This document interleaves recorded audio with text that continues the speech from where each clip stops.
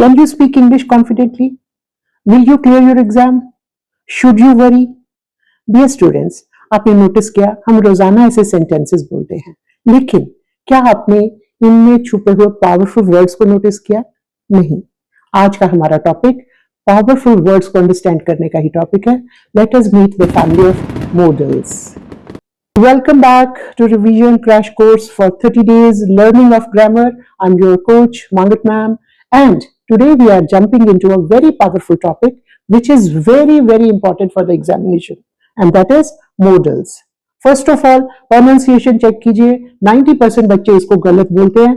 It is not models, it is modals, और modals तो बिल्कुल भी नहीं है। Please, with due respect, modals is the correct pronunciation. Now let us understand what are modals and why they are known as powerful words of English language.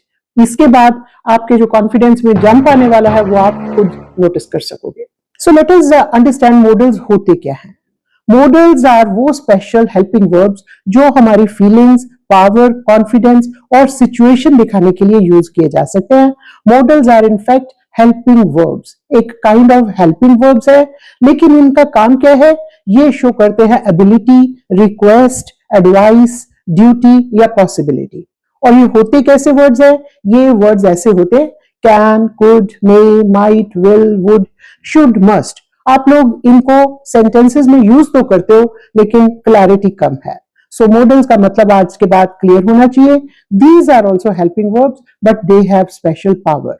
ये बताते हैं क्या हम कुछ कर सकते हैं, क्या अलाउड है, क्या जरूरी है, क्या पॉसिबल है। सो मेन मॉडल्स हैं कौन कौन से? Late us understand them. Can, could, may, might, will, would, should, must, ये सारे मॉडल्स हैं। सो स्ट्रक्चर ऑफ मॉडल समझते हैं कि सेंटेंस में इनको यूज कैसे करते हैं। Modal is always used with base verb. So modal plus base verb. For example, can plus go, should plus study, will plus help. तो इससे sentences कैसे बनेंगे? Let me explain you that. लेकिन सबसे पहले ये बात समझ लीजिए, मॉडल्स में s, ed या ing वर्ब में नहीं लगता। सो इसका सबसे इंपॉर्टेंट रूल क्या याद रखने वाला है? मॉडल के बाद हमेशा बेस फॉर्म आती है। करेक्ट यूसेज कैसा होगा? She can sing, you should work. हम ये नहीं लिख सकते शी कैन सिंग्स। क्यों? क्योंकि शी है इसलिए वर्ब के साथ एस लगा दिया। नो, यहां मॉडल है इसलिए सिंग्स नहीं हो सकता। He should studies, wrong. यहां ही के साथ शुड लगा, शुड का मतलब ही है वो कोई उसकी ड्यूटी बताने के लिए है, मॉडल है, इसलिए शी या ही जब उसके बाद शुड लगे तो उसके बाद वर्ब में कोई चेंज नहीं आएगी, base form of the verbs रहेगा। सो मॉडल्स के बाद वर्ब कभी भी चेंज नहीं होती। ये एक पॉइंट हमेशा के लिए नोट कर लीजिए। Now coming to the second group of modals, can और कुड। इनका क्या काम है? ये एबिलिटी या रिक्वेस्ट बताने के लिए यूज किए जाते हैं।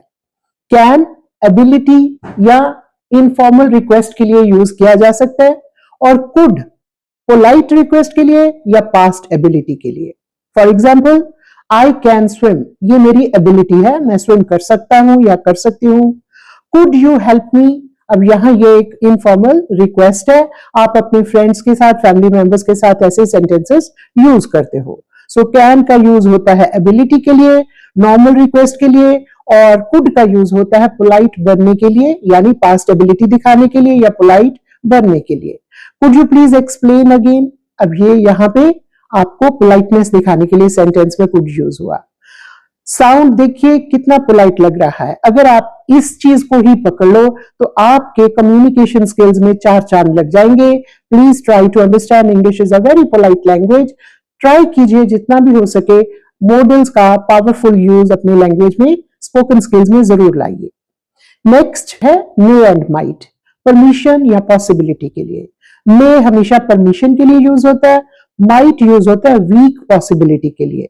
वीक मतलब बहुत ज्यादा नहीं, मे बी थोड़ी बहुत 50-50 चांस जिसको कहते हैं पॉसिबिलिटी के लिए। So let us understand it by examples. May I come in, यहां ये आप परमिशन मांग रहे हो। यहां एक बात नोटिस कीजिए, आप कई बार कैन आई कम इन बोलते हो, वो अप्रोप्रिएट नहीं है। परमिशन के लिए वर्ड मे का यूज करना होता है।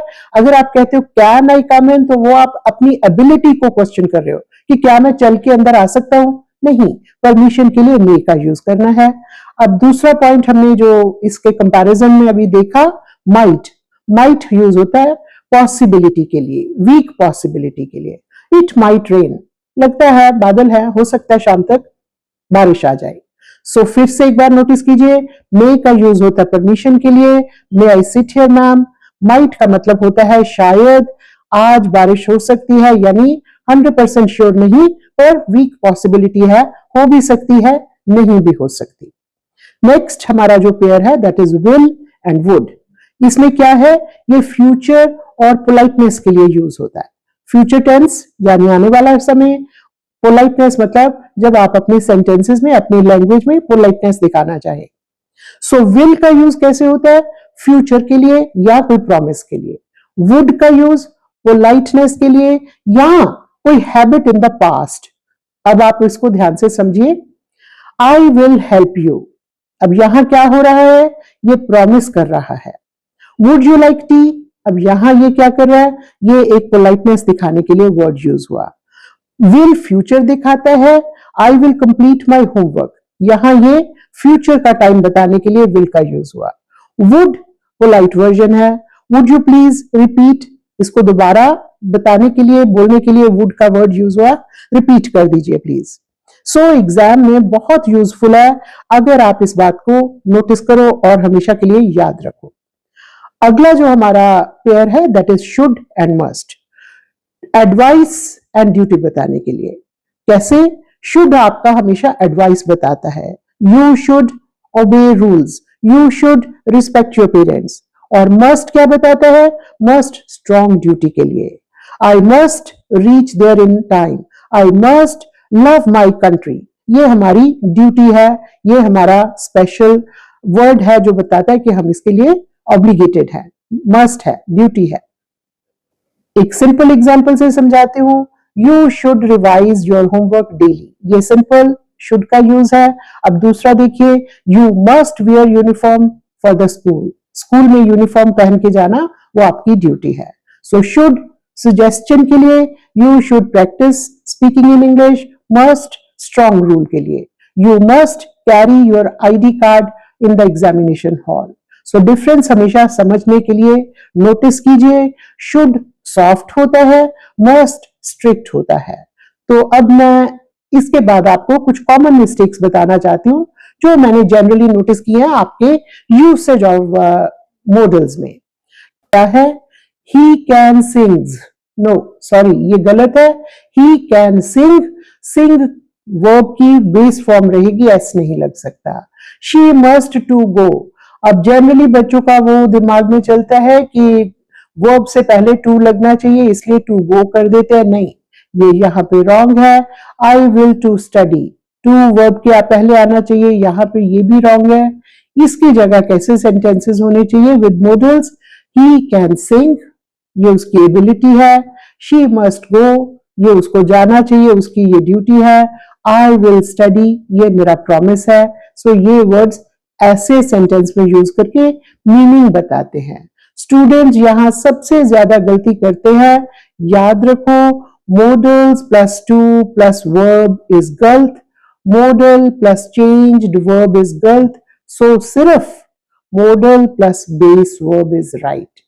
मॉडल के साथ हमेशा बेस वर्ब यानी फर्स्ट फॉर्म ऑफ वर्ब लगती है। सो एक रियल लाइफ एग्जांपल बताने के लिए स्टोरी जो आपको ये बात याद रखवाएगी।